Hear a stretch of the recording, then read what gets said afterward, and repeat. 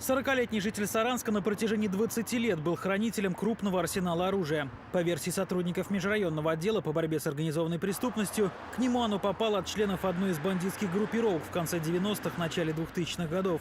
Полицейские предложили мужчине вскрыть тайник и выдать стволы и боеприпасы добровольно в рамках операции «Оружие-2014». В противном случае ему могло грозить уголовное преследование. Мужчина согласился принять добровольное участие в операции и выдал сотрудникам полиции 8 единиц оружия и более 200 патронов различного калибра. Судя по внешнему виду, оружие неплохо сохранилось. В свертках, которые извлекли из тайника, полицейские обнаружили 2 пистолета ТТ, самодельный револьвер для стрельбы патронами калибра 5,6 мм, 2 фабричных газовых пистолета, возможно, переделанных в боевые, 2 обреза и револьвер «Страж». В настоящее время они направлены на исследование с целью установления их пригодности, а также совершению возможных преступлений. Возможно, это оружие поможет пролить свет на нераскрытые бандитские дела прошлых лет, и те тома, которые сейчас пылятся на полках у следователей, вновь зашуршат страницами. Александр Аносов, «Происшествие», 10 канал.